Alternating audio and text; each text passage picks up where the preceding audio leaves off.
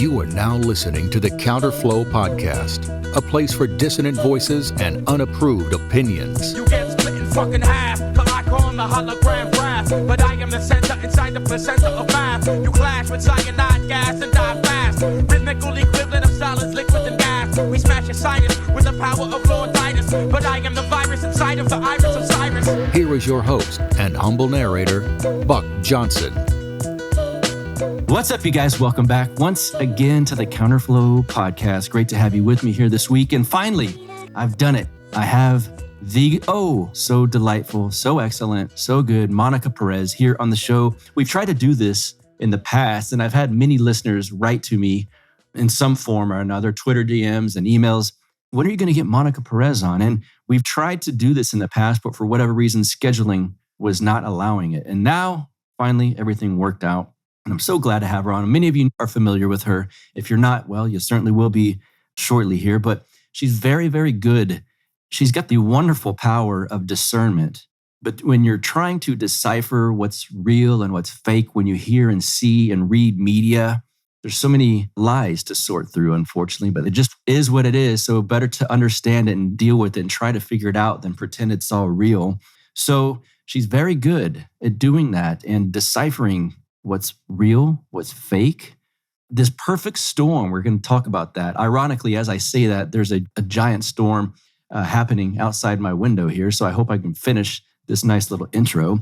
But these things keep happening. Wow, meat's super expensive. And these news reports will say, well, it's just the perfect storm. It's, I don't know, Putin and this and that. And they just start blaming all of these things that happen to just come together perfectly, didn't they? It's interesting how that continues to happen. We get into that. She's very good at, again, like I said, deciphering these things. And it's not always a false flag when these major events happen, a crisis happens. Sometimes it is, sometimes it isn't. How do you tell the difference? We get into that. And like many of us, her views on maybe politics, religion, her worldviews, philosophy, etc., that changed over 2020, between 2020 and now. I hope yours changed a little bit because one of the biggest events in our lifetime happened. And so we're going to get into how her outlook changed, what affected her in 2020 and 2021. And it's just a good conversation. And you guys know that I broadcast these also. If you're listening in your car on the podcast app, of course, you should know at this point, I've got a YouTube channel where the video and audio, of course, these videos are all shown. And this is one I recommend watching on video. That's all I can say about that. It's a good one. And I'll tell you really quick before we get her on here. Many of you guys know her from the Propaganda Report, but you should start knowing her from this awesome new project she's been doing, Deep Dives with Monica Perez. And she analyzes one of the top stories of the day with her unique, awesome perspective. Before all of this stuff, of course, she was on the radio, which is so cool to me that a voice like hers was allowed for 8.5 years on WSB Radio in Atlanta until, well, it wasn't allowed anymore. But she's very much allowed here anytime she wants to come here on Counterflow. She's here. Monica Perez, welcome to the show, ma'am. How are you? I'm great, thanks. I'm super excited to chat with you. Me too. It feels like we've been swimming in the same waters for a long time. So we finally get to do this. It feels a little bit long overdue, I suppose. Yeah, but you know, the currents keep shifting. So there'll always be something to talk about. That is for sure. In fact, sometimes I record something maybe a week prior to dropping it. And I get worried by the time this comes out, this topic's going to be irrelevant and everyone's on to something else. But the insights are usually broader. I hope so. Have broader application. I hope so. I loved your last show. Oh my gosh, with Jason Rink. Oh my gosh, I have so many. I had so many comments. Yeah, he's good. He's been through. I had this. Go ahead. Sorry, I have this expression called the sacrificial wolves. So I don't know the guy he did the documentary about that got booted from Freedom Fest, but I was like, oh, that guy's a sacrificial wolf. And like my little tagline is like, first they came for the assholes. Mm-hmm. Yes, exactly. I know. That's what they're doing. They're just like, well, he's totally unsympathetic. So I can't so we're going to use him as the no questions asked cancellation thing at the place that should not cancel Yeah. Yeah. And so they say it's like Bill Cosby and Harvey Weinstein and stuff, and even Brett Kavanaugh, whatever, like they'll just, although I don't count him at all because that wasn't a legal process. No one has a right to be a Supreme Court justice. Sure. But Bill Cosby and Harvey Weinstein, their legal processes were like violated the fundamental principles of our justice system, and nobody cares because they're jerks. Mm-hmm. Yeah. Yeah. Bingo. And the irony of some of that stuff with Jason Rink getting kicked off, I think I mentioned this in the episode. They then reached out to him to see, well, you can still host a panel. You can do we have a thing on cancel culture or something like that.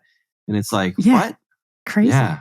Now, like, does he, because of those, I don't know if the Libertarian Party was one of the ones that he said they told him pressured. Now, does that make him totally eschew the Libertarian Party? Is he like, because obviously who cares about the National Review? Like you're not going to buddy up with them ever anyway. And I get Reason Magazine and everything, but the Libertarian Party seems to be changing a little bit. And although I'm not a party girl, I'm a party girl, but a party girl. So I just wonder if he's just like all those people are on his shit list. I heard him say on another show, not mine, that he feels that was the way the LP was moving prior to this Mises Caucus takeover. And so I don't know for certain, I don't want to put words in his mouth that he would say, well, now I like the LP more with this new leadership. Well, just not hate them. But yeah, I suppose he doesn't hate them. And hold a grudge. Correct, yeah. Because some of the people that were in charge prior to this new takeover, it didn't surprise me at all that those people would cancel that film.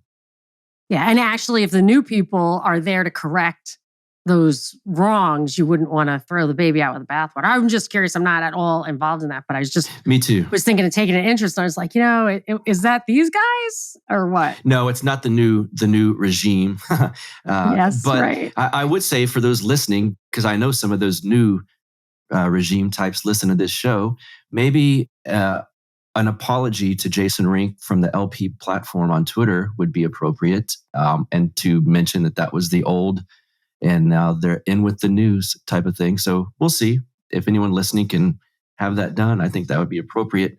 That's a great idea. That would certainly answer my question. Yeah, exactly. Then we could see where the lines have been drawn or not. I got to get a bio on you. Let you, it's your first time. I know a lot of my listeners know who you are and they'll be excited for this episode. But for those that don't, give just a short bio on who you are, what you do.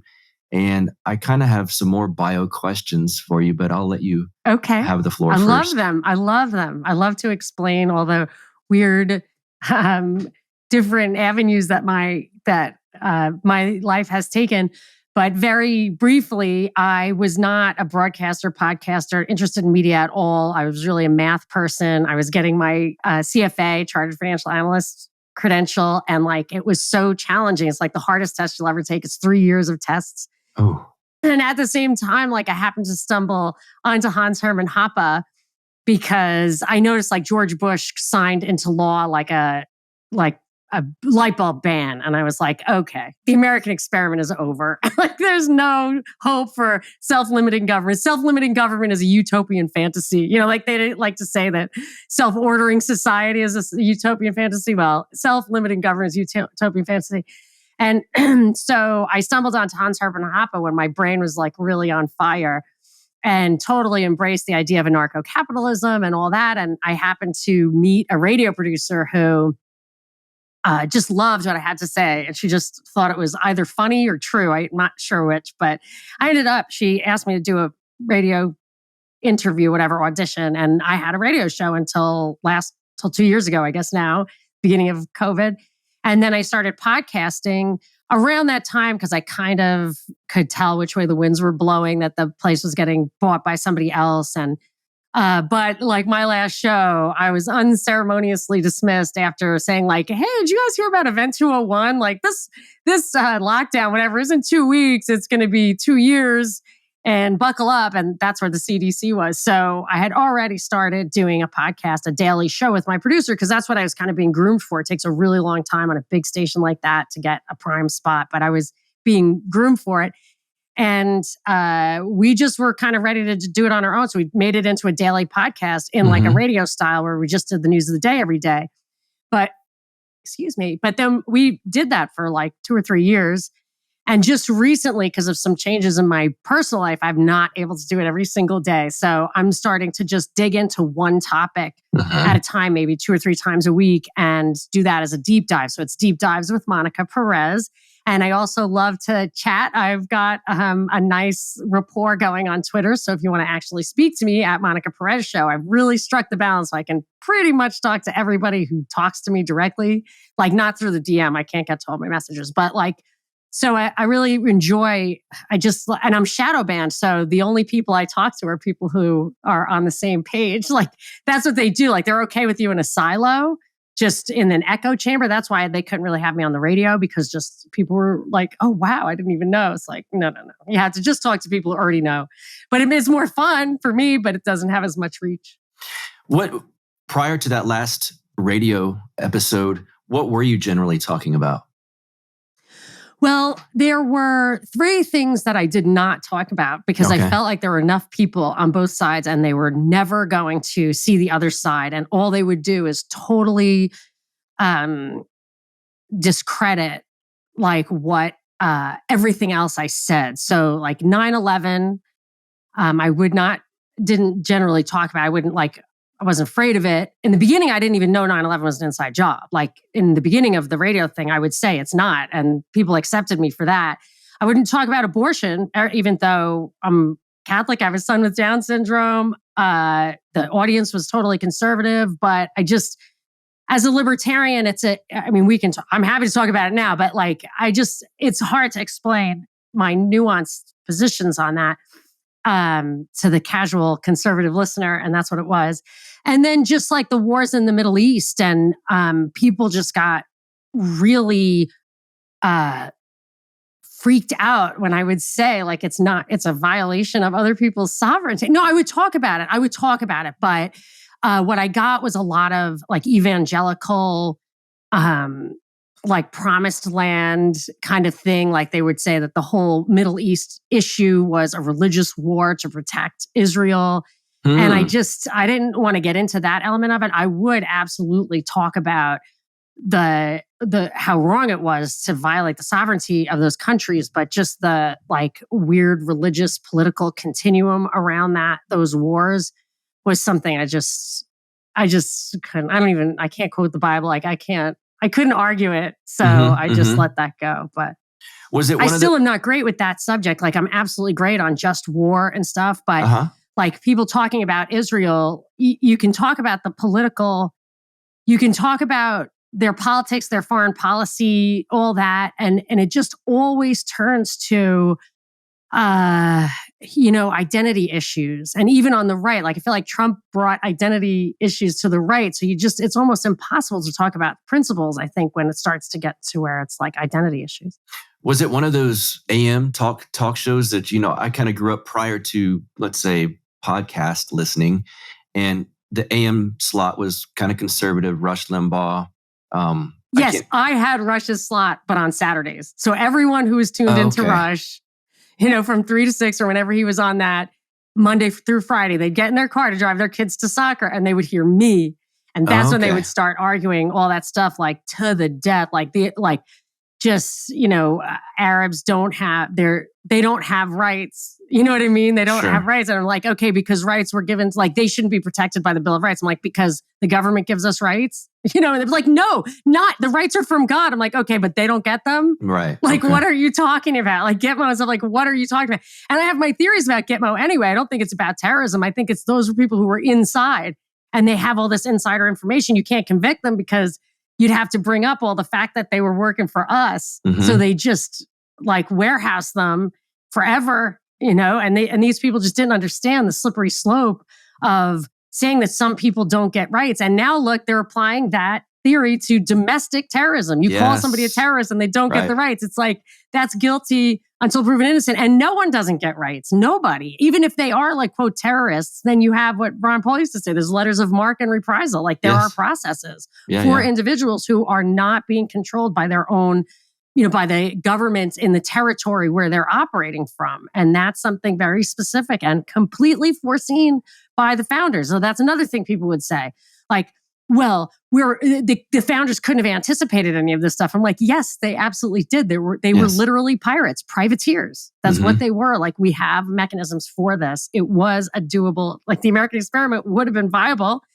I mean, it was George Bush who signed in curly light bulbs. It was not just the left. Was that during the Bush, or let me think, or is that the Obama years that you had this radio show? It was all the Obama years. So I started basically in 2011 and I went through 2020. So I got all the Obama years. And then I found something interesting. So this is my thing that anybody who listens to me has heard this, but that I would say I would call Obama out for violating the Constitution like all day long. And I mean, big snaps. Everybody loved that. And then when Trump came along, I was literally quibbling about semantics when I would quote the Constitution. But there was something that I found out in 2012, or was it 2016? No, 2016 was Trump. So 2012 was Obama's re-election. And somebody at the radio station said to me, you want Obama to win, right? I was like, I don't want Obama to win. I want Ron Paul to win. Like, wasn't that the year he actually had a chance? Like, he won Iowa. And they're like, no, you want Obama to win because that's when our ratings are the highest. Like, your ratings are high when you're ranting against the other guy. And they were right. Like, for me specifically, because I had the exact same attitude towards Trump as I had towards Obama. I'm like, can someone please read the Bill of Rights? Like, can someone please? And then people hated me. That's interesting because CNN is the same way, but I suppose on the opposite side, and because their ratings have tanked, obviously. But when Trump was in office, their ratings were high. And who trained him? Who trained him to be a TV star? Jeff Zucker, who ran CNN. He was the guy who did The Apprentice. Like, he has a picture of Donald Trump on his desk, and he had it before 2016. Yeah, he should have it now. He should be praying that he comes back into office because only Zucker can handle it. Have your views changed politically or culturally or anything over the last couple of years? Because 2020, 2021, there's been a lot of shifting. And understandably so, some of the time. People that we know, Mark Claire, myself, Pete Quinones, and folks have undergone some change in direction on certain issues. Has that happened to you?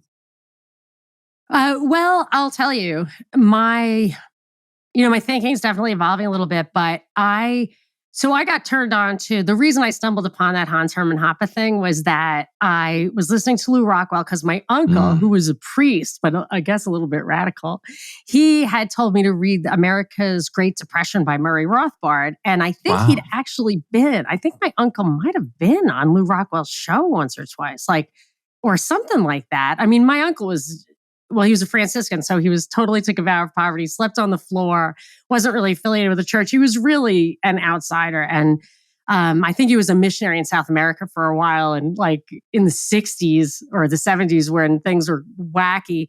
So he's been dead a long time, so I can't really follow up with him. But I kind of got turned on to this whole line of thinking through listening to Lou Rockwell, who I realized was paleo back then. Like, he was like the first kind of paleo. Up there at the first. And I remember the thing that I observed about that was, and I agreed with it, was that not only do you, not so much that you need a conservative culture, like, don't screw around, kind of like a moral foundation for libertarianism to work. But my position was that libertarianism fosters a moral culture because, and if you have kids and you learn anything about parenting or even psychology or behavior modification, any of that, the only thing, I think I might say this definitively, in my observation, the only thing that works in changing someone's behavior is natural consequences. So when they turn off the power in my town because there's a thunderstorm, but the thunderstorm didn't actually blow up a relay station, that's not a natural consequence. That makes me angry and not want to do what they say. But if it actually blew up, I'd be like, I'm turning the hairdryer off while the while the TV's running, whatever, vacuum's running. But So natural consequences will do that. And you can see, like, I use sexual morality as an example because it's so obvious, from everything from like STDs to men aggressing against women to children being, it's hard enough for children to adapt to this horrible technologically inappropriate world without two parents who love each other and love them and have their feet on the ground. Like, I just feel like little human beings are so hard to even, to nurture physically, but emotionally and mentally, it's almost impossible for a team effort of good faith to work, much less like single parenting, whatever, all the stuff that comes out of casual sex. And I'm not even saying like I'm, preaching abstinence or anything. I'm just saying there are natural consequences across the board for individuals, for society, that morality, it is obviously true, whether it came down from God or it emerged from 10,000 years of civilization. It's true. So I always had an affinity for that. And I always felt strongly that I became more not judgmental at all. Like, my cultural conservatism is based totally on my own life and how I want to live it. But I just don't feel confident understanding sociology and psychology, which I think is like mostly crap, but it might not be. Like, I don't know. I'm not judging. I'm not saying I wouldn't. I just don't feel confident. But for me, I do think it's correct that a culturally conservative lifestyle is good. But I still was completely committed to, I can't call it anarcho-capitalism anymore, because capital is just, you might as well take fucking green crayon and scribble a picture of George Washington on a piece of printer paper. There's no capital anymore, and they've totally messed with even capital investment by making, completely taking labor out of the equation through the Zoom stuff. It's just a horrible mess. The closest thing I will say is I'm a philosophical agorist. Like, I'd rather just take, to the extent capital equals money as opposed to capital equipment, which I'm totally on board with. I can't say that, but I just don't believe that self-limiting government is possible at all. However, and I know this is something that PQ, he's very bold. He will never say, I don't feel qualified to judge it. And we need people like that. Like, that's good. That keeps you thinking. But I've talked to him about this, that maybe it's possible. And this was always the sticking point with pure kind of anarcho-capitalism. I think I always wanted to talk to Robert Nozick, because I think he went from being an anarchist and went back, and he's dead now, so I can't. But I always wondered, I was like, geez, I used to love him. What happened to Nozick? And now I realize that, and I knew it, I recognized at the time, but that there's a problem with liberty, in that there are such bad actors. Yes. And I think in a state of nature or a state of anarchy, the bad actors could easily be squared away. There's this idea, I was talking to Bellamy Fitzpatrick, who's a green anarchist. He was saying, like, the natural human society is 150 people. And so if you have Bill Gates walking around in that society telling you what to do, you beat him up. He doesn't beat you up, you beat him up. He's a nerd and a jerk. But if he comes with 50,000 troops, or he pays people off with 50,000 troops, then you've got a real problem. And the problem with that is that he can access a seat of government that's already been instituted, that we have not managed to open people's eyes to say, okay, like, George Bush's curly light bulbs is the last straw.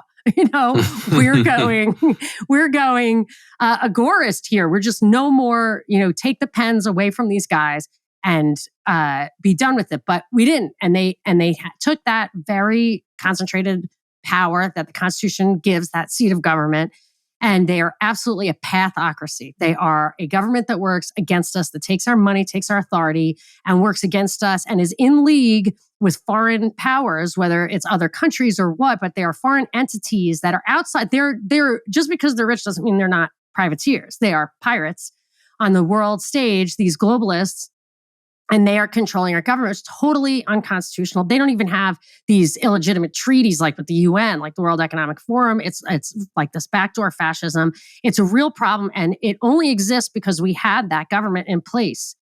Now, what do? You're never, I mean, even Ted Kaczynski was like, at a certain point, and he wrote this in, I think, 2004, at a certain point with the surveillance, you cannot mount a resistance. You cannot mount resistance. And the way they go after the guns, they go out after the resistance level, the resistance caliber guns, not the target justifying guns. They'll let you keep the handguns. Why? All the murders they're worried about are handguns, all of them. And they want to take, because they are really in control when it comes to any kind of spontaneous resistance. So I realize I was very long-winded, but it is a talk show. In the end, I am open to the possibility that the only answer is to fight fire with fire. And I have always said that the libertarians die by the sword, but they don't live by the sword. They'll always go for a law like open borders. I mean, open borders it's like water. You can't, if you have no vessel, if it's not one vessel to another vessel, okay, water can reach its level. But if you are going to take a glass of water and submerge it in the ocean, that doesn't make sense. Like, you have to recognize that they've bastardized the Constitution to the point where people are going to vote away your rights. Even if the Constitution says with the 10th Amendment, those are rights that cannot be voted away at a federal level, we have kind of abandoned that line. And then they bring in people from other countries who don't understand, who cannot conduct a discourse in the language of discourse, of political discourse here. And they come from a place where they're taught that you vote for stealing from people and giving it to you. And that's not going to work. And that's a setup. And it's because there's a system in place that's unjust. And the only way it got there was that we fought to have a Bill of Rights. That was the contract. I don't believe that there's a contract, a social contract, but we do have one in writing, and we might as well defend our position and not say, well, I don't like the contract, so I'm giving up everything. You can have it all. It's like, you can't. You have to fight it. And my argument would be just restore the Bill of Rights, restore the 10th Amendment. That would be fine. That's all I really need. And let's do that. But if that's doesn't seem to be working either. So I'm open to other ideas. Yeah, me too. I tend to think that at some point there's going to have to be a breakup of parts of this country, a secession at some point, because the system was in place as it was with the Constitution, 50 states now.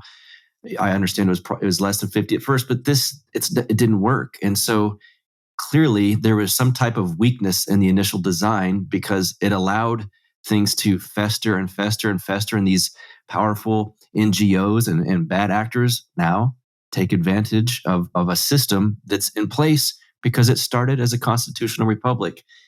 Unfortunately, it hurts to say that to some people and hear that, but there's obviously inherent weaknesses, because look where we're at now. And I suspect if Texas could break off, or if California, interestingly enough, you were in California.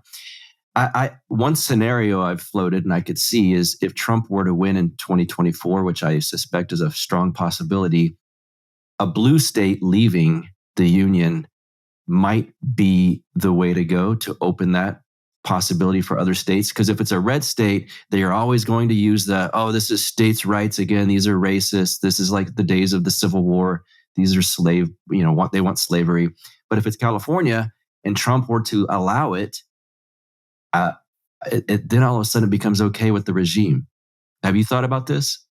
Yeah, that would be great. I think they should secede. But when you talk about like Texas seceding, I actually think it would be better because I think about the Civil War. So the Civil War the South, by seceding, the South really lost already by seceding, because they lost their seat at the table.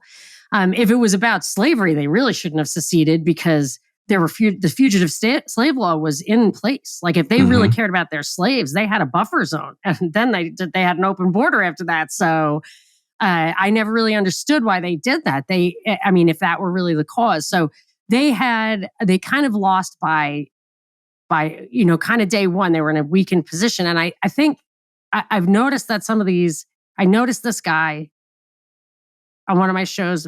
Binkley played a clip from you guy, Stephen Marsh, who wrote a book, The Next Civil War. And when I heard him interviewed separately from the book, he said, I actually don't think it's going to be a civil war, but I just think that those people will secede.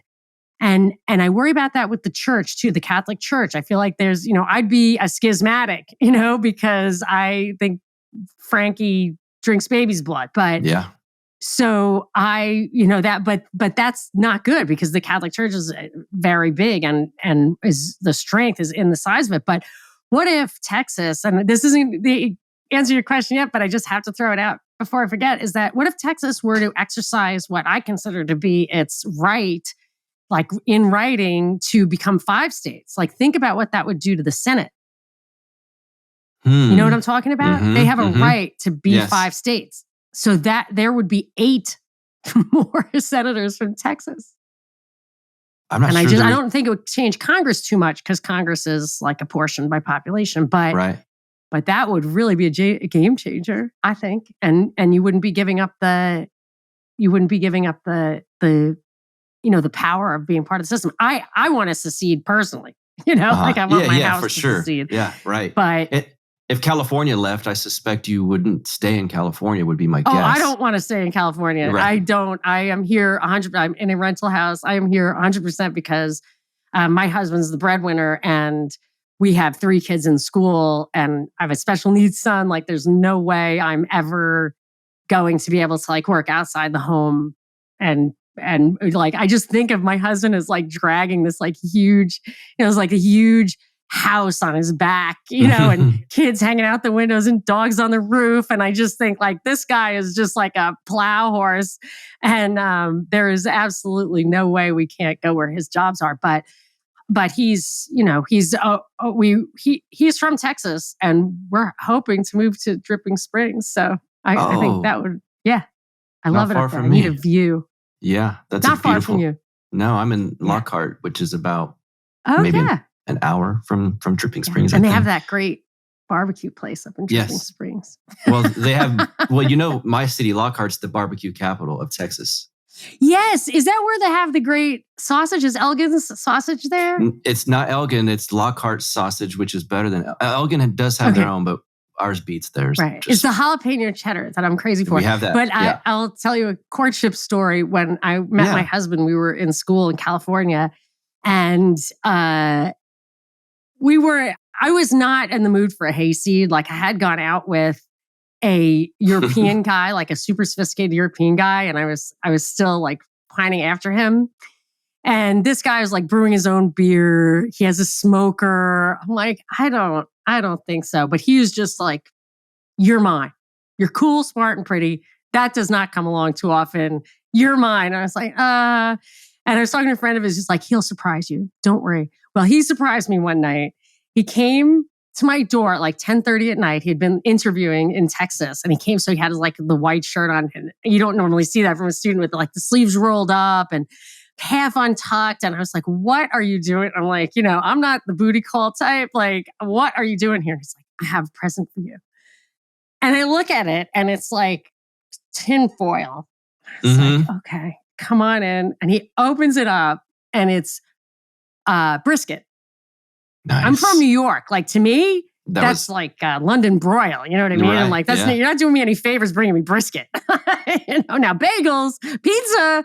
And he just couldn't even sit down at the table. He was just like he's like, I've been waiting for you. And it was sitting on my lap and it really smelled the entire time on the plane. And everybody was mad at me, but I didn't even take a single bite until I could bring it to you. And I was like, I don't get brisket at all. And then now I get it. Now I have a smoker the size of my fridge. It's painted like burnt orange, has a huge longhorn on it at the end of my driveway. Okay. Yeah. He has one on order from Franklin, like a 60-gallon propane tank. Yes. So we have to move to Texas. Like there's no question about it.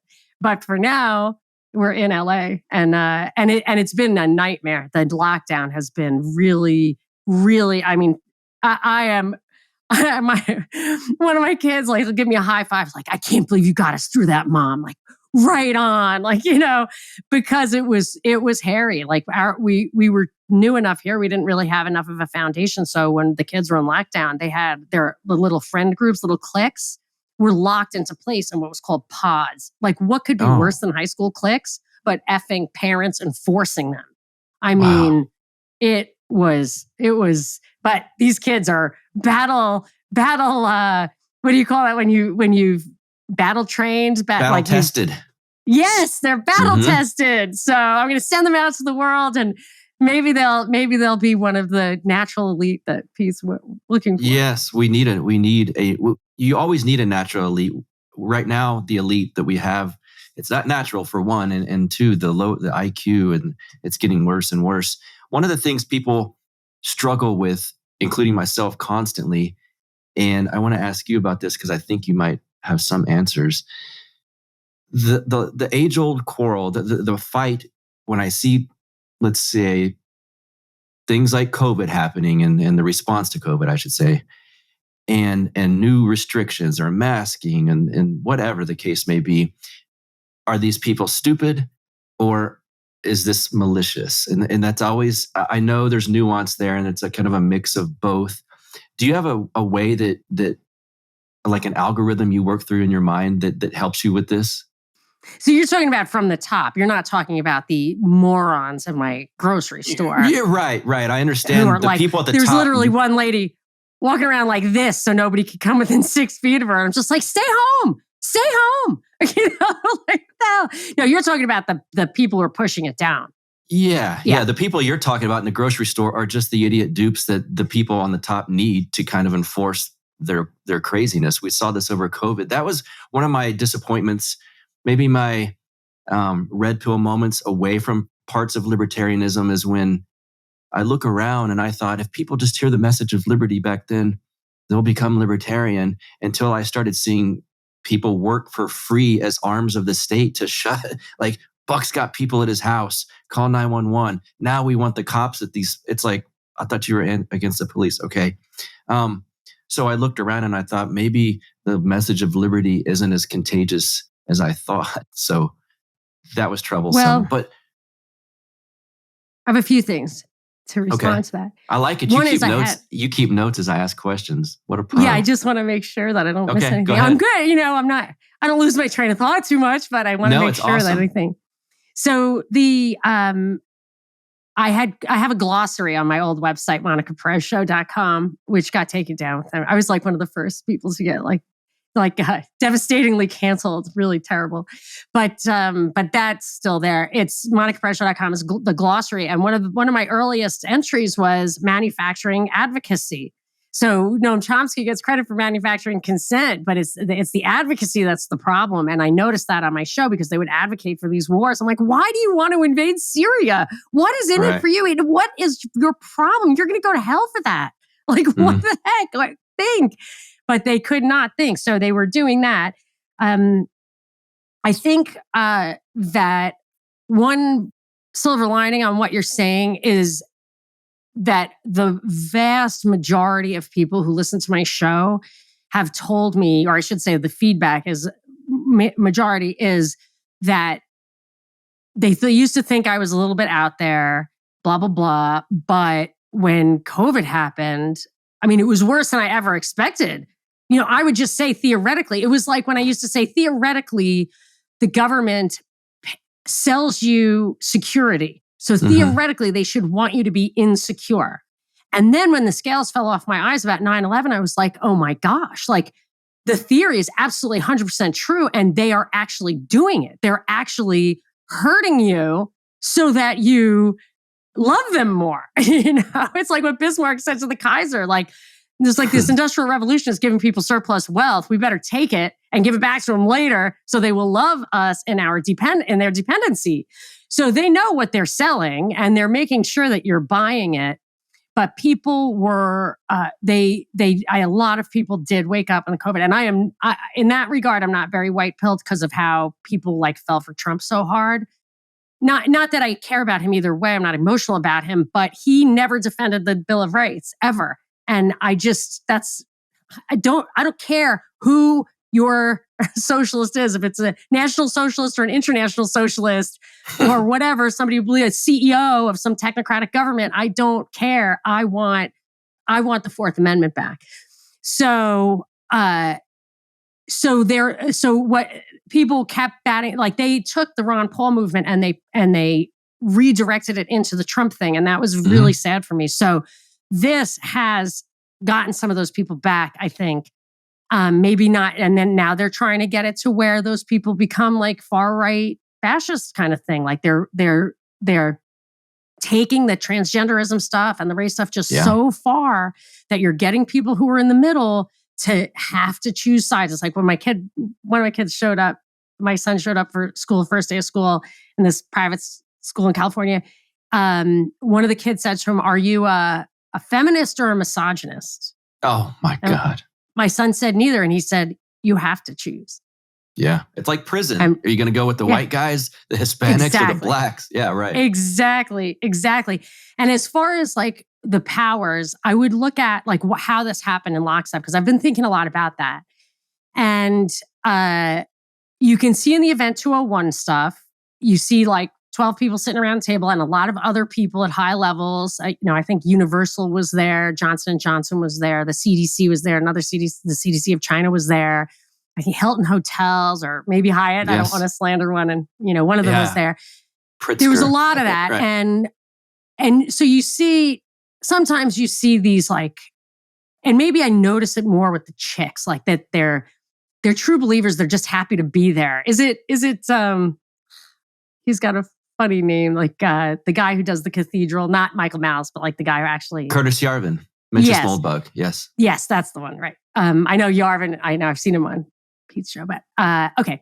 So his idea that that affirmative action, let's just call it, maybe I don't know I've been told about it, but that affirmative action is meant to make sure that people are put in place who owe their position to the paradigm, to the people in power. And they're there because it's very clear they will put that first. And they know that if they don't put that first, they're not there anymore. So you have a lot of that. And maybe that's why it is the chicks. It just feels like some manner of chick is just like so happy. This is what I always used to say about the Wall Street Journal readers who would listen to like the Rush stuff on my radio station, that they were really proud of themselves and thought they were smart because they could understand what the Wall Street Journal was telling them. Mm-hmm. And I was like, okay, but your problem is that, yes, it's complicated and hard to penetrate. It's like when you have a bear in captivity, you hide his food because he just doesn't even want it if he can't look for it. But what you're not realizing it is that when you look through the board there, when you kick through the board, that's where the propaganda is. Like you are getting sucked into that. And what you need to realize is there's a board behind the board.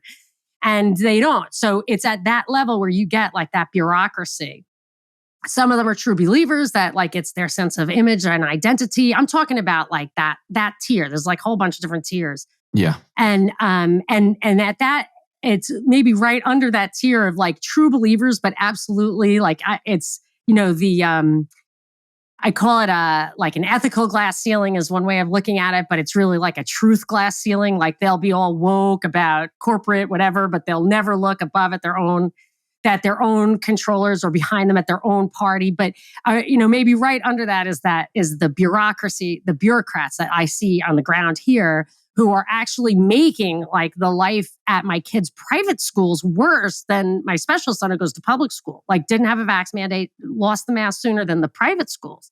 And I realized like at that level, it's more the, like if you ever read Russian literature, I always love Russian literature because it's great, like really plot oriented and it's just good. I love it, like Tolstoy and Dostoevsky and stuff. Mm-hmm, mm-hmm. So, but I never really got the archetype that was central to a lot of that of this bureaucrat, the bureaucrat man. You know, it's kind of like the Willy Loman of like the Russian czarist bureaucracy. And you would just like, and when Tolstoy would describe like their super fine china and their suits and their banal conversation that was about like the latest book or whatever, I just like, as a really poor kid, I thought that sounded awesome. I was like, I would love to be that. I love this thin-rimmed teacups. And I would just love that, And it took until I looked through the board, kicked through the next board. And I was just like, oh my gosh, those people are awful. And I remember at Harvard, I went to Harvard, transferred from community college to Harvard. And I got to Harvard and I realized like people who lived in those houses, like a lot of times they're, like my dad was a rough guy, truck driver and other things like that. And, it was not an easy life. He had 9 kids and we really didn't have, we had enough, but just enough. And he loved us, he loved us. So like if he was mad at you or, somebody got like a corporal punishment, it was because you were like got something wrong that mattered. It wasn't because you broke something. Right. So when I saw people there, like whose parents were in the government and they didn't really understand right from wrong, like the ideology, I was like, why? How could anyone believe that the Democrat, I was just thinking in those terms still, the Democrat ideology is correct. And then I realized like, it's not that it was correct, it was in their interest because the more money and power at the government level, the more that you can just bribe one guy to get a contract that you don't really deserve and has way bigger profits than if it was in a free market where you'd have this race to economic zero.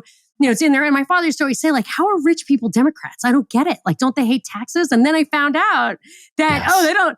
Taxes are nothing. Like they're getting that back 10 times because they're getting it through the top. So I saw like this whole level of that at the political level, people, it's not about trying to figure out how to do the right thing. And I think most of us are about that. And that serves them because we don't even see what they're up to. And I think there's a lot of that, but so that would be like on the more sophisticated end of the politicians doing stuff for their own benefit and their own ego. But this lower level, like bureaucrat, I think they just take themselves super seriously and some instinct in them knows that if they actually try to read the vax trials, I mean, I've seen it myself. I've seen people say, well, I don't want to see that. Don't show me that. I don't want to see that. It's going to be hard for me to function to see that. And so it's in self-interest, but I think a lot of it has to do with mental blocks. And I think the people who get rewarded are people whose thinking and ability to think is extremely narrow. That's why I hate STEAM and STEM. Like it's really meant to take the smartest people and make sure that they have one area of expertise and that they never step out. So even when I went to go on the radio, I was worried because I didn't know a lot about anything. I was a dilettante. And I was like, you know what? Every voter is a dilettante. So if I can't figure it out, you don't get to do it. And that's how I proceeded from there. But yeah, so I think there's the evil overlords, but at all levels from just right, even at the very top, I would say, there are true believers who think that we're just too stupid to govern ourselves and we should be lucky to have them. And they deserve most of the money because they're doing us all a favor by keeping us from having lice. I got to tell you guys about a few new products over at our favorite CBD store. That's, of course, PalomaVerdeCBD.com. The first thing I'm going to tell you about that's brand new over there is these THCV gummies. There's 10 milligrams of THCV per gummy and 10 gummies per jar. A lot of y'all are probably familiar with this THCV. Some people call it diet weed. It's very good for intermittent fasters. THCV helps suppress or dull your appetite, which, of course, a little bit unlike regular THC that, as you probably know, or at least you've heard, can give you the munchies. THCV helps promote energy, unlike regular THC, which, of course, makes you feel kind of mellow. This is legal, oh my God, legal under the Farm Bill. So thank you, Farm Bill. The second thing I want to tell you about that's new over at PalomaVerdeCBD.com is their full spectrum nano CBD soft gels. These have the perfect amount of CBD with THC. 25 milligrams of CBD and 0.27 milligrams of THC per soft gel. Their everyday formula brings your body back to homeostasis and adds this nice extra layer of chill. I like that. I think you do too. A lot of us need that now and again, or maybe every day. Nanotechnology allows better absorption into your body, even better than their other products, which was already amazing. Again, this has a calming effect and it lasts about 6 to 8 hours. And of course, like the other stuff, it's legal under what? The Farm Bill. Thank you, Farm Bill. It's legal. I would not get you guys in trouble. Go over to palomaverdecbd.com. They've got a lot of great products. I talk about them all the time. The massage oil. They've got the sleep bundle. They got nano CBD soft gels, CBD bath bombs, which are amazing. Gummies, tinctures, all of that stuff. Of course, for my French bulldogs, Lux and George, the pet tinctures and the pet gummies. All of these things are over at palomaverdecbd.com. Oh yeah, did I tell you about the cool menthol sports cream? Of course I have before. It's the best sports cream in the world. I get reviews from customers on this all the time. That's the number one thing I like from this company. And they've got all of these great things. Over at palomaverdecbd.com, you will get a promo code because Carlos and Vanessa, the owners, love this show and they want to help out the listeners of this show. Promo code BUCK at checkout gets you 20% off of your order over at palomaverdecbd.com. Promo code BUCK at checkout gets you 20% off of your order. Go give them business and in turn, give me business. Now, let's get back to the show. When you did the radio show, I mean, the years that you did that are extremely transformative years for society and from where I sit, because there's a lot of shifting around. The Trump years were really like nothing I've ever seen in my adult life, for sure. Did you see, let's see, how would I phrase this? The propaganda seemed to be more blatant, and especially over the last couple of years, and more obvious to more people. And I was delighted to see people like my parents saying things that just 5 years ago Alex Jones would have said. And now I see people that I would consider kind of boomer conservative types being red-pilled on certain things. Not everything yet. There's still ways to go. But did you see these shifting sands basically while you're working at that radio station? Because a lot of that was your audience, I suppose. Yeah, well, my mother's a good example. She was like a William F. Buckley conservative back in the day. She actually worked at the National Review when... That's who I'm named after, by the way. Oh my gosh. Wow. So, yes, well, unfortunately, but yeah. Yeah, because he's a CIA agent. But it's the idea, like I always said that about Thomas Jefferson and Martin Luther King. It's like, you can go find the foibles, but the message that they had to tell, like, I get more out of a limited hangout than they get out of me. And I almost named my daughter Reagan, so I would have been in the same boat as you. And so my mom was one of those, and they didn't, to their credit, they rejected Buckley when he not only fired Joe Sobran, but they did it rudely. By facts. So Joe Sobran was great. He called himself a philosophical anarchist. I like that. He's great. And so she would make fun of me because it's like, everything's fake with you. I mean, everything. And then I show up at her house one day. She's like, that's fake news. It's like, what? Fake news? And she's like, Trump was telling us blah, blah, blah. And I'm like, okay, Trump is fake, but I accept the fake news. Like, Trump is not Batman. Like, that's what we used to say on my show. Like, Trump is, we wondered, was Trump really Batman? Was like working behind, was he billionaire by day and superhero by night? And I never for a minute thought that was true. I was like, he's pulling back the arrow and then he's just going to let it fly. Like, you're going to have a reaction that tells people that this is what happens when you don't get in line with the bureaucracy. Like, this society needs to be controlled from the top because it's technologically advanced. Of course, they keep putting policies in place that promote this technological advancement, which, as a libertarian, there should be a give and take on marginal cost of labor versus marginal cost of capital and investment. And these technologies are things that calculus would never have yielded. Voice to text, driverless cars, none of that. None of that. So I see that, but it's the same kind of thing I worry about with Tucker Carlson, is that, his dad was a big propagandist, state propagandist. And I feel like these guys are developing trust so Trump was a cult of personality. Tucker has more, he's coherent and he doesn't really say too much stuff that I don't like. He's a little, tacky, and I know that's not his real thing.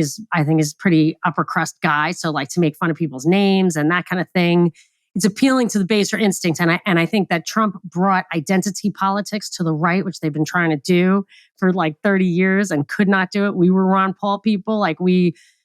Ron Paul spoke to the right, worried about, the conservatives worried about his position on wars, which they thought was a dangerous thing. His position was dangerous, which absolutely was not. On the contrary, but they understood that he was right about the Constitution, about fiscal stuff and all of that.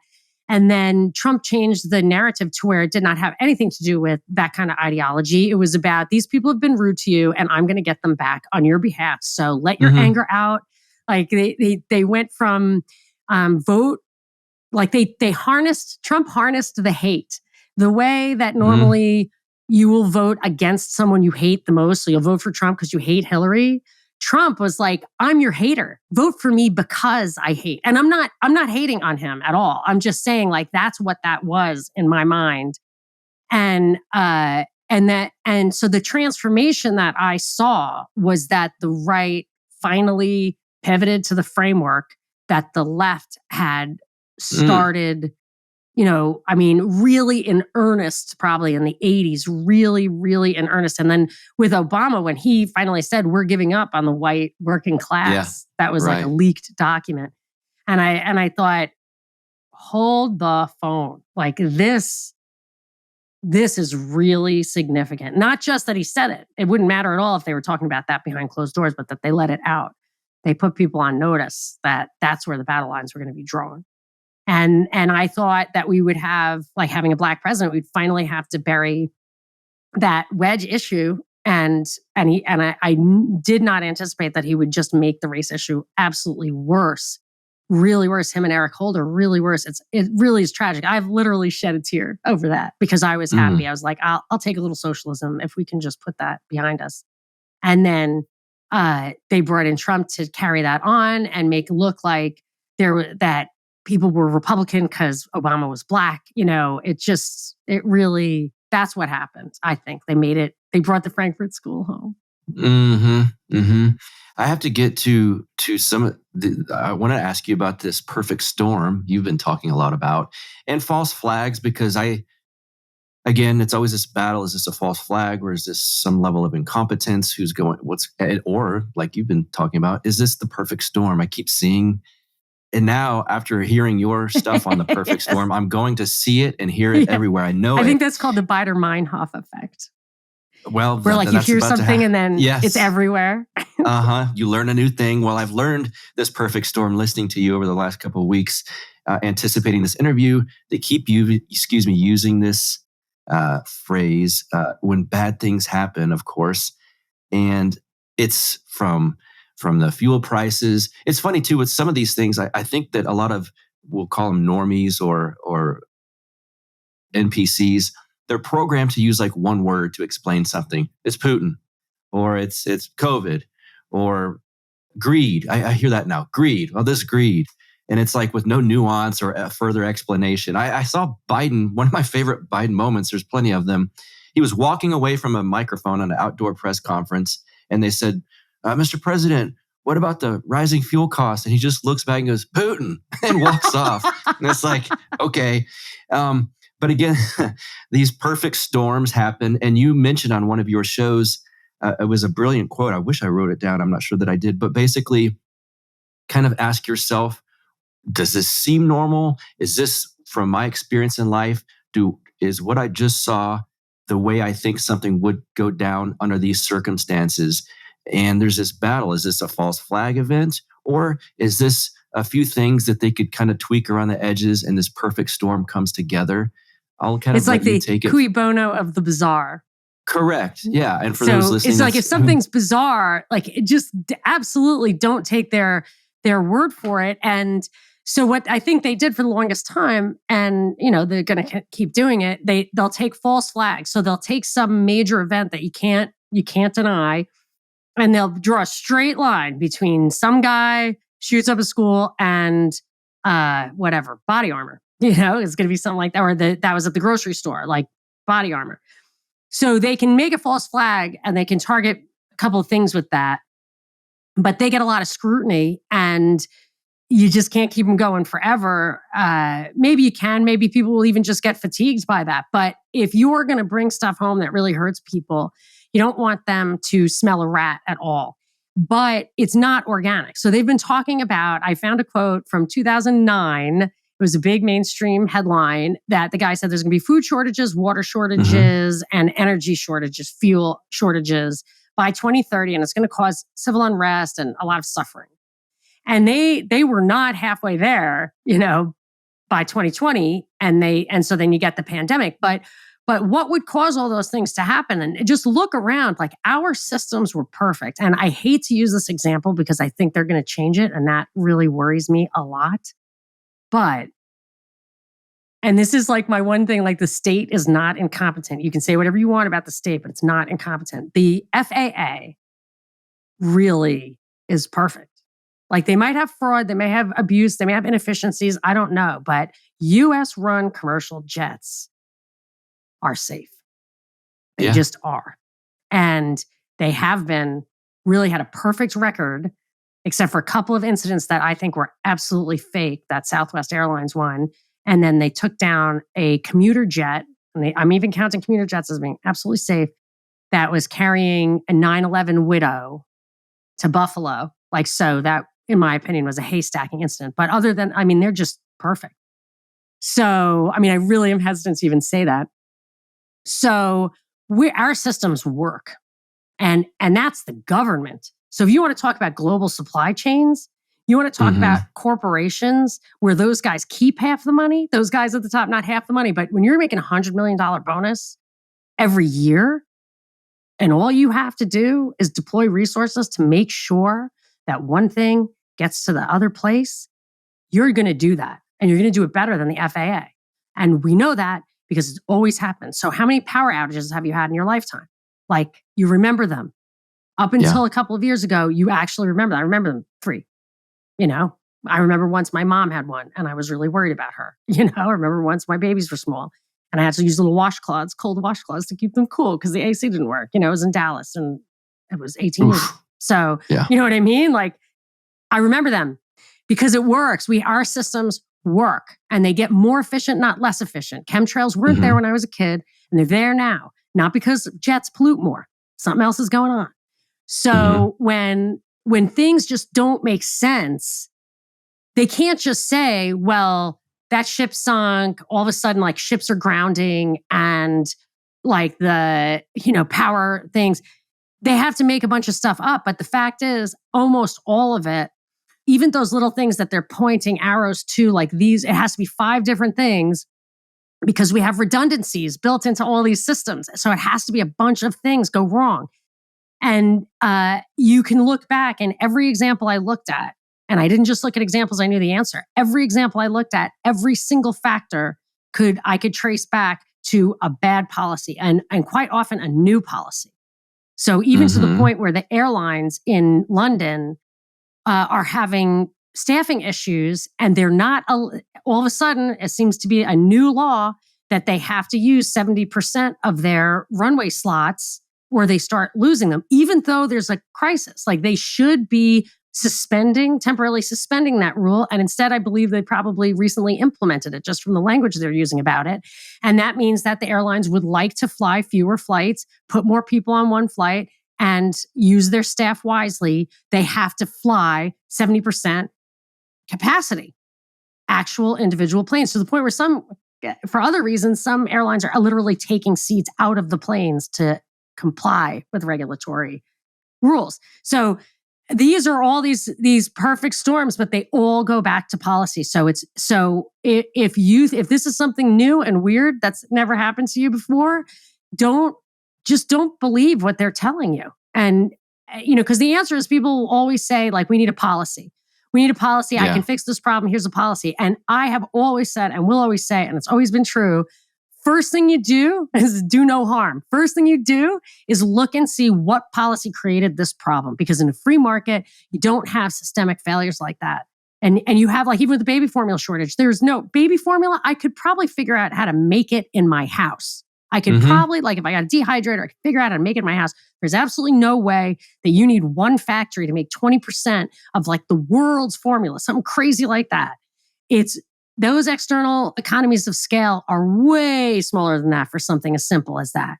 And it comes down to import restrictions, regulatory barriers. I read a whole article about somebody who was trying to get their baby formula out, and they were like, it is virtually impossible. It's like a third world country with the government regulations that prevent free enterprise. And it didn't help, right? Because they're saying that Abbott had a bacteria problem, which it didn't. That is an effing lie. And they recalled the product anyway. So they didn't just stop making it. They dragged it back, even though there was no bacterial contamination in those things. But it all came down to government action. And I think that anything that looks weird to you, you can find a policy behind it. And then you can even go further and find how it plugs into the World Economic Forum, sustainable stuff, UN 2030. Both of those things, ESG and SDG, both of those things tell you the big picture agenda. They literally have agenda wheels. They call it the agenda. Yes. And explain that reference really quick. You're speaking on the World Economic Forum site, correct?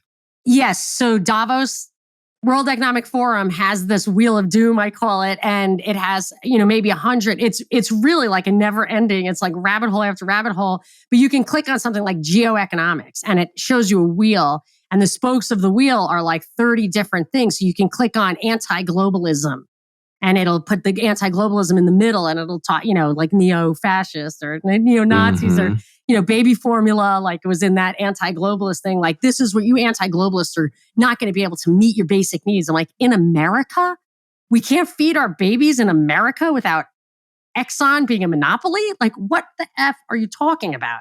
But you can find it all on that World Economic Forum website. And the UN Agenda 2030 talks about it in from the perspective of governments pushing down policies. World Economic Forum is talking about corporations pushing down these policies. So they're coming at it from two different directions. Yeah, the mix of that would be fascism, it seems. Yes, exactly. And I think you could literally search any of these things that I call a perfect storm into those websites and find it'll be an example of some agenda justification. Have you looked into all of these processing plants and like meat packing plants? There's all of these. There's been fires and explosions and this strange thing. And again, people, fortunately, I suppose, like Tucker, are starting to catch on to this, like quote unquote mainstream outlets. Have you done research into any of those things? I haven't looked at that. And I remember kind of regretting that I didn't look into the naturalist healers, the natural medicine doctors, all like there was a whole slew of them dying a couple of years ago. And I just didn't pick up on that. But I imagine, it's of the same thing, like this movement.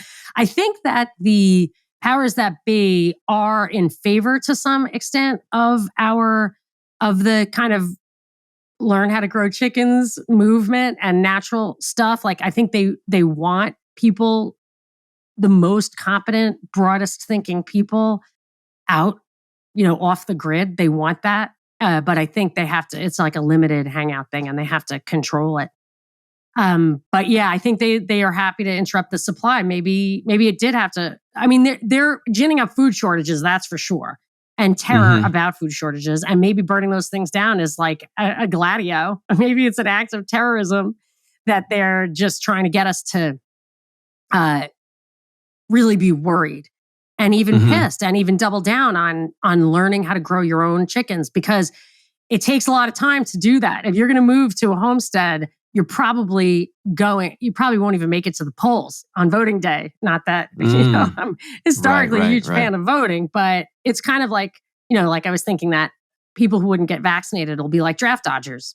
It's like, okay, but you don't get to live here anymore, or you don't get. It's a stigma forever. I don't think it is. I don't think that is. But I can see how some of these things may play into a more sophisticated plan. But mostly I would say that's about interrupting a really healthy food supply. or just the food supply generally, cutting out substitutes. So the baby formula shortage was really contingent on not having substitutes. Yeah, well put. Another perfect storm. And I just thought of this morning because I'm doing an episode on it next week, I believe. But I wake up and see another athlete, this one on the Baltimore Ravens, a 26-year-old linebacker, dead. And interestingly enough, the team is not going to release the cause of death. But this weird, what a perfect storm where, and it was interesting. It was on an Instagram post from an NFL reporter, and there were multiple people writing, what is up with all of these athletes dropping dead? Why another athlete? And so they're starting to question that, I suppose. I assume you see this. Yeah, it's funny that Hailey Bieber, somebody sent me a TikTok, Stratman sent me a TikTok video of Hailey Bieber saying, blood clot went to my brain. Like the doctors really don't know. So they just said it was a perfect storm. I was like, exactly. Yeah, the perfect storm. And then, yes. And then Justin Bieber has like half his face paralyzed. And so if you think about like a war, I think historically there's been one fatality for every 3 casualty or injuries. So they if you're injured in war, it's 1 in 4 of the injuries that take you off the battlefield are deadly. Mm-hmm. So let's say it's that. Let's just pull out of thin air. Like, so you're only hearing about Hailey Bieber and Justin Bieber because they're at the absolute pinnacle. Most people, you're not even hearing that. But the deaths you do hear about, they underplay them. I predicted it actually. As soon as the vaccine rolled out, I was like, just keep your eyes open. People are just going to start dying. That rate of dying is going to go up and you're just going to notice it. I'm not saying do any stats. I'm just saying you're going to notice it. Now it could be confirmation bias, but the real clue is that they are not giving the cause of death. So I monitor on one day, same day, or maybe the same weekend, Ray Liotta, Andy Fletcher of Depeche Mode, and Alan White of Yes. All 3 of those guys died. So one was 60, one was in his late 60s, and one was in his early 70s or maybe 70.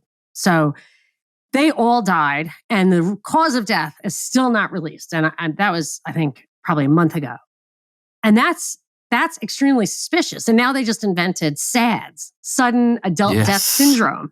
Yeah. And as my son said, isn't a syndrome like a group of symptoms that is like, so I wonder, they should do a special on what it's like to live with SADS. Yeah. It's like, but the only symptom is just dying for no reason, which now my son calls spontaneous combustion. Like, another case of spontaneous combustion. So any of these guys that come out like no cause of death, it's like, well, spontaneous combustion. I mean, and it really is true. Like I remember when I was growing up, like that was a thing, spontaneous combustion. And it was ridiculous. It's like nobody just fucking stops living. It just doesn't happen, but it happens now. So obviously there's a problem there. And I think a lot of people don't realize that these are documented adverse events. They're documented consequences of prophylactic gene therapy, and they just don't.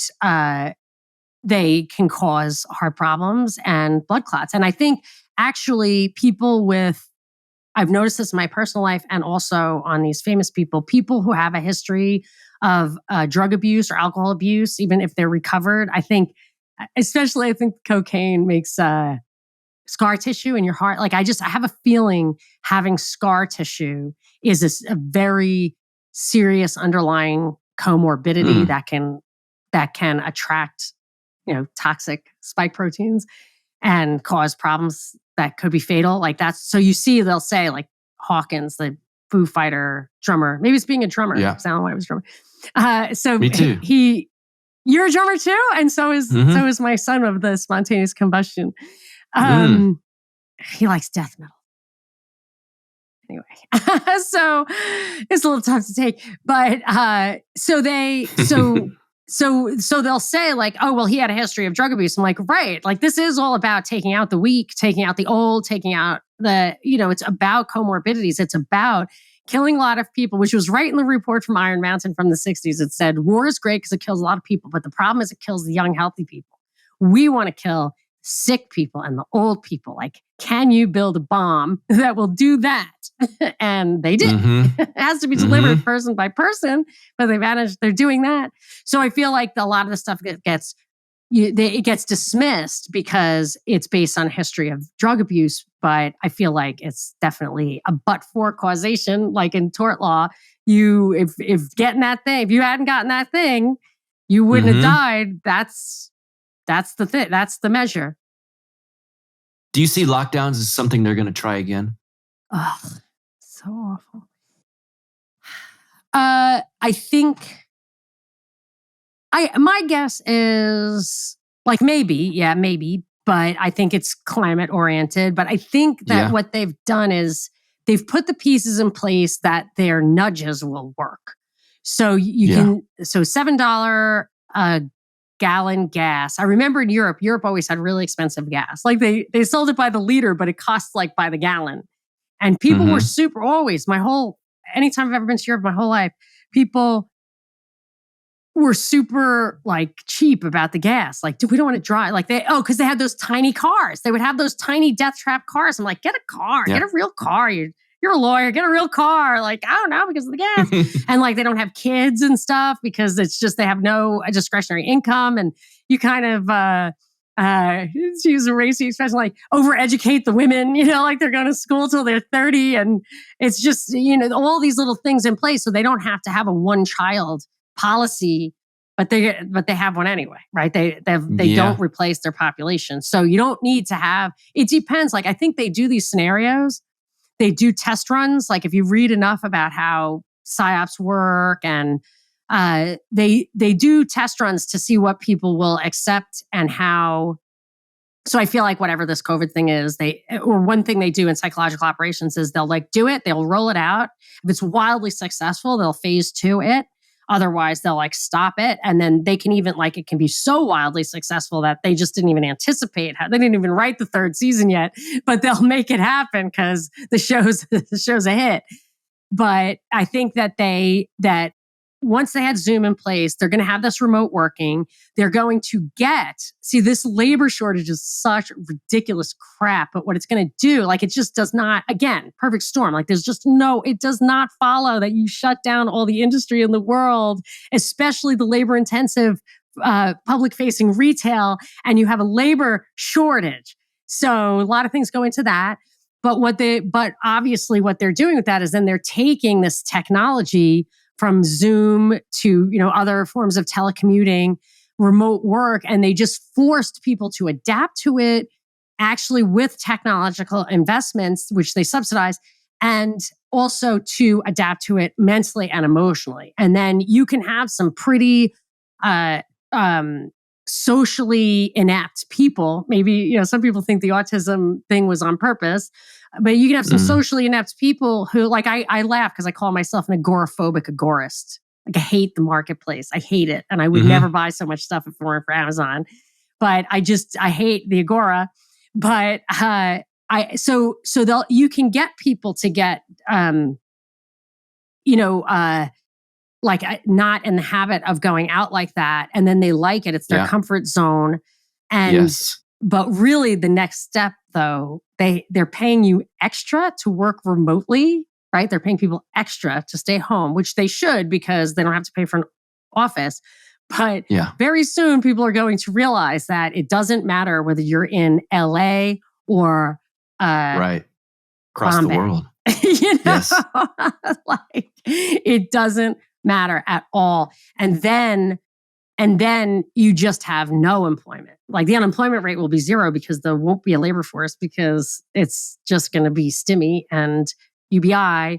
So you don't have to have a lockdown. But if they wanted to, I don't think they could do it. I don't think the climate thing is as powerful as they want it to be. They'll just, if they can get rid of fossil fuels, you are locked down. Yeah, well put. Yeah, and I've mentioned that point you kind of alluded to, is if gas becomes, I don't know, $10 a gallon, effectively a large part of the population is locked down because you can't go anywhere because no one's going to be able to afford that.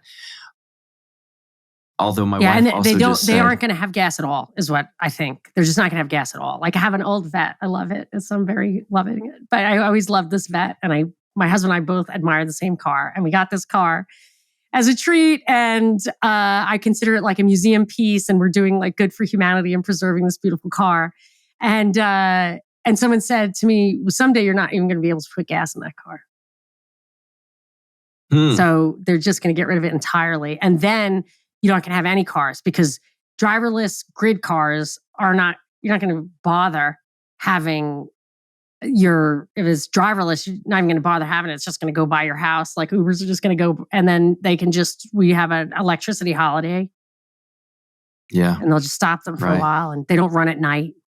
I don't know. Sorry. I can't believe I cut you off because I've been doing 95% of the talking. And No, I wanted to hear what you had to you're say. doing great. This thought popped in my mind, and I was trying to block this out, but my wife did say she read the other day, somewhere in France, there was a climate lockdown. She said some small town, it was too hot, and they said everyone stay in. I believe that.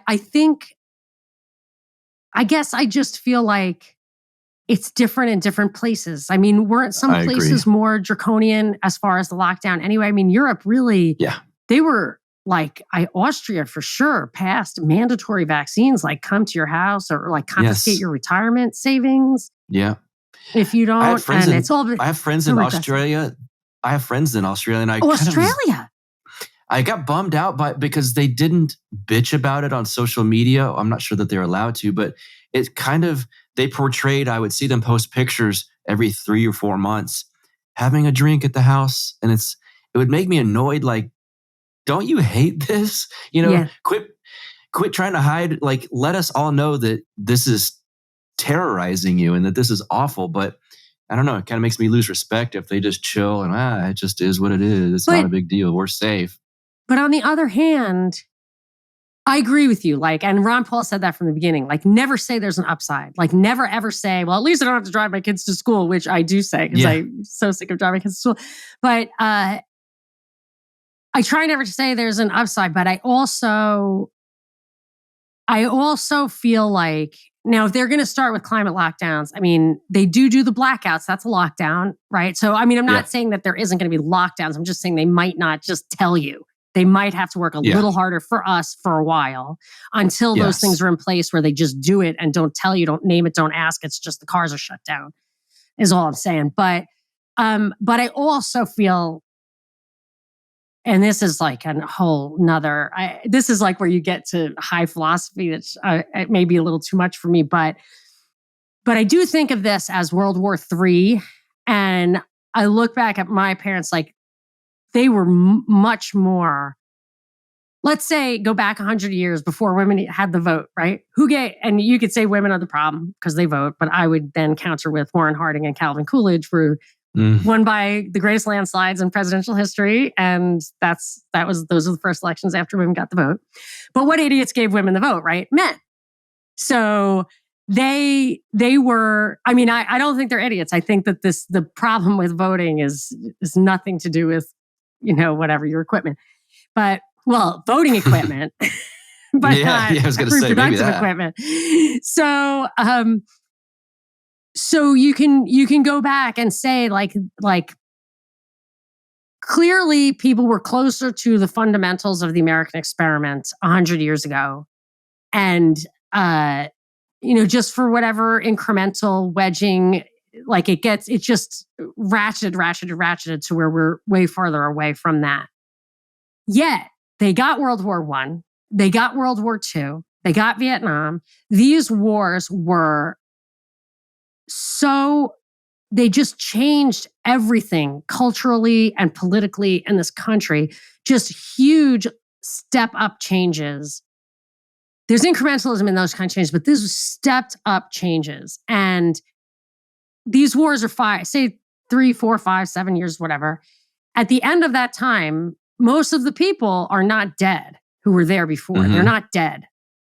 Most of the people like us of our age, like my kids won't understand, but all of us are still alive and we remember the before time just like they did in World War I and World War II, but they did not, they could slow it down, but they did not get the old world back.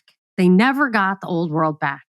But always there's a remnant. And if you look at the Russian Revolution and you look at 70 years of Soviet rule, like I believe the church was banned there, but there's still a Russian Orthodox church and it's robust. And sometimes I think of looking into it because that's where I go. Oh yeah. Like I have a listener who's a priest and he's just like, no. And he's super righteous. But he's like, you can't make that move. I'm like, I kind of thought Orthodox was okay. But my point is that it may make more sense to drink your drink and keep the remnants alive and not necessarily be pissed off all the time and have to shout from the rooftops. I mean, the only reason I do what I do with my time, I don't make any money, but like, I would actually make money if I spent this time Ubering people around. You know what I mean? I spend my time doing this, not because it's an occupation of like monetary. So I make a little money, but like it's the expenses. Yeah. I don't want to be untruthful. Like I have commercials and stuff, but it's not a lucrative endeavor. But I do it because I do feel like my particular like talent is in communicating effectively with people who aren't like totally immersed in this stuff. And I help them kind of shorthand this issue or that issue. Like that's what I think my role is.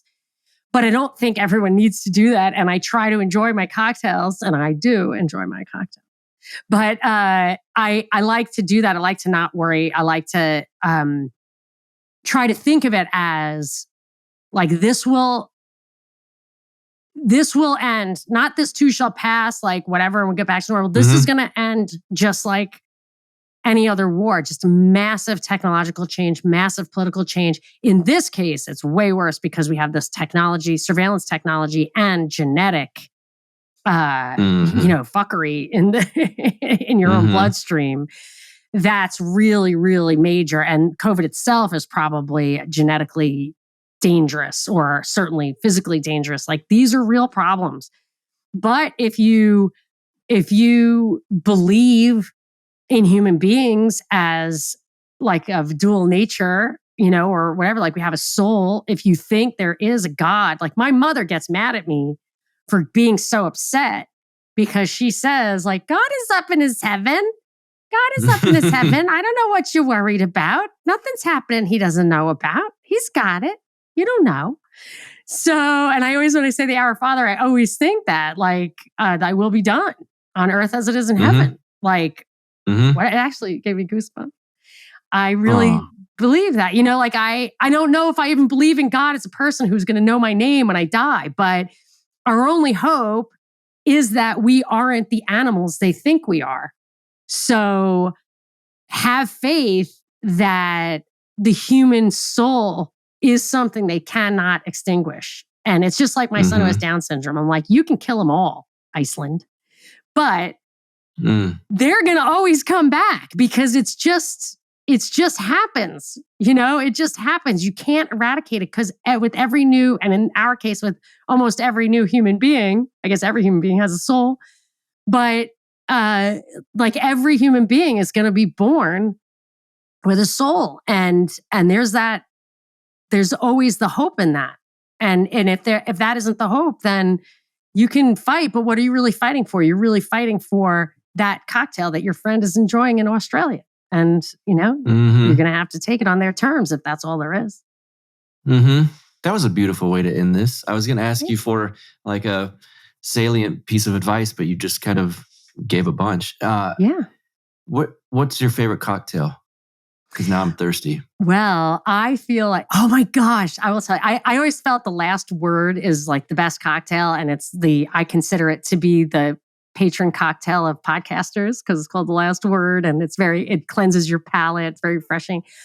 But I've been like very slow burn dieting. Like I've decided that life is too short. I'm not like dieting, but I love my cocktails and cocktails are fattening. So I just discovered this old school, kind of cheap, about as low calorie as you can get, given that alcohol is 7 calories a gram. There's no two ways about it.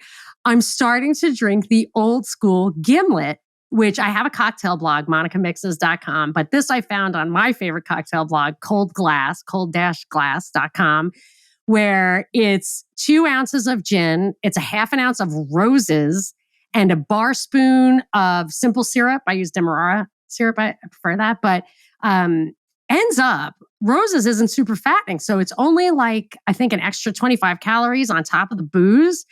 And I was using this really great gin, Sacred Gin, which is great, but you can only get it in London. My husband like mules it back for me every time he goes on a business trip. But I just used Heyman's Old Tom, which is what you use for Ramos Gin Fizzes, which a lot of people in the South of the bar will have the Heyman's because even though they hate making Ramos Gin Fizzes. But so it's a totally affordable gin and it's great in the gimlet. So just make it real cold, always stir, never ever shake unless it's got like fruit juice in it. Stir it up real good, serve it in an old style martini glass. Oh my gosh, lowest calorie, tastes delish. And, extra cold. And I mean, if you want bang for the buck, bang for the calorie buck, it's the old school gimlet, the OG. That's awesome. Okay. Monica's mixes.com. That one I did not know about. It's just for me so that I always know my recipes when I'm like visiting. I have 8 brothers and sisters. So they're always like, make a drink. Well, now you plugged it on this show. So now it's for a lot of people. Yeah. Oh, go ahead. You must read the little story. I always tell a little story of like why I like this drink. The Texas margarita. You got to read that. Awesome. I will. And plug away. You plugged some at the beginning, but just to seal this up, you've got a new format that you're doing with your show. So explain that really quick and we'll get you sure. out. So I just started a feed, Deep Dives with Monica Perez. I used to do the Propaganda Report with my partner, Brad Binkley. He still does the Drive Time News Blast, which is, more of the headlines of the day, but I couldn't keep up on everything all the time. So Monica's Deep Dives with Monica Perez. And I do a couple of headlines a week. I'll spend like 20 minutes, 30 minutes on that, like the baby formula one, totally cracked the code.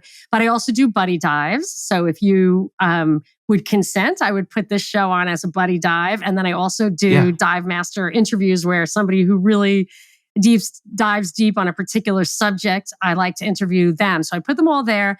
You can also go to monicasdeepdives.com and I post everything there. And I'm building that up to have, some social stuff. I have a little like Twitter feed type thing there for people to post their articles and us to have conversation. But that's something I'm working on because just don't want to go back to those platforms. I've been deplatformed too many times, but I do love Twitter. So I'm at Monica Perez Show until I get the notice. Where were you deplatformed from? I assume YouTube?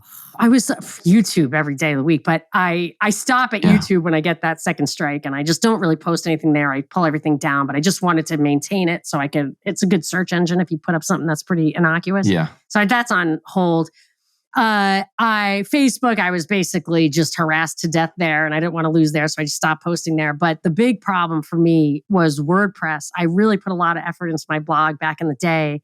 Really, really nice stuff. And they, on February 14th, 2018, I said the internet is dead, closed, locked up. That was the Parkland thing. And I just didn't get ahead of it. And they tricked me into saying something about a picture that came from a school shooting in the US in December 2012. And it was the exact same picture that was on a school shooting in Pakistan, like a couple of years later. And all I did was write, "This is crazy." I put those pictures up and they said, somebody's complaining that you're using their pictures. I said, I pulled it off the BBC website. It was totally fair use. They said, that's okay because here's some examples of lawsuits we've won on behalf of our WordPress people. And we think that this guy is wrong. We're not telling you to take it down. We're just telling you that he asked you to take it down. And I took one down and then they sent me another one. And my husband was like, don't take that crap, leave it up. And they didn't just take the picture down. They took the whole thing down. I nearly lost everything. And I never built it back up. I was just not good at that. I don't know. So that was upsetting. And then WSB at the time was like, right on, like we should make a commercial, like, banned from the internet, welcome on WSB. And then there was a changing of the guard. My wonderful program director retired same time that we got new management, and they like frog marched me to the door. I was like, hey, what happened to, welcome on WSB. But maybe they just didn't think I was, smart enough. I don't know. I doubt that part. Could have been merit-based, but I was there for 8.5 years. Yeah. They just, you speak against the regime, so therefore you get kicked. That's unfortunately That's why I don't get anywhere. That's why anyone who ever pops out of nowhere and has like 1 million, views and followers and so I don't care who it is. I do not care. Like I am just sus of that. I've been plugging along for 10 years. It's just not easy to be suppressed at every turn. And I do have a really lovely community of listeners, but it is just like one listener at a time who has to follow you around. Yeah. That's why I'm just going to my website and we'll hang out there and opportunities may arise for us to make a real difference. Monica Perez, this is awesome. Thanks for being here on Counterflow. Thanks. It's just been really fun. Thank you so much. I agree. All right, you guys. Told you that was going to be a good one. And it was. I have to say a special thank you as this show comes to a close. This episode, sorry, didn't want to scare anyone, but my video producer, Justin, many of you know Justin, he's got a lot going on in his life. This guy wanted to live out in the middle of nowhere. And well, lo and behold, the internet is not always so good. Maybe I should call it the internet when you live so far out in the middle of nowhere like he does. He's got a lovely family and a nice property out there. But he's got so much going on that he's unable to continue the video producing that he does for me so excellently, I might add. So I would like to say thank you to Justin for being so good at what you do for so long and helping me out here on Counterflow. And welcome aboard my pal, Bobby Pearson. He also does all the production for Monica. And so now he's going to be producing all of the videos of this show that you see on YouTube. And if you're not subscribed to our YouTube channel, well, you better do it soon so you can watch these shows and listen to them. Of course, search Counterflow with Buck Johnson on YouTube. You'll find the page. Hit subscribe. You'll be made aware of everything I do on that, which also, by the way, we do live streams on there from time to time, and those do not go into the podcast feed on your app. It's just strictly there exclusively on YouTube. If you'd like to support this show, please feel free to do so. Patreon.com/Counterflow and counterflowpodcast.com has all of my links that you need to know. Thank you guys so much for being here with me once again this week. Have an excellent week. If I make it out of this crazy storm that's erupting around me, I will see you next week. Have a good one. You get split in fucking half, like on the hologram graph. But I am the center inside the placenta of math. You clash with cyanide gas and die fast. Rhythmical equivalent of solids, liquid and gas. We smash your sinus with the power of Lord Titus. But I am the virus inside of the iris of Cyrus. Like the sound of the Counterflow podcast? Our audio production is provided by Podsworth Media. Check them out at podsworth.com.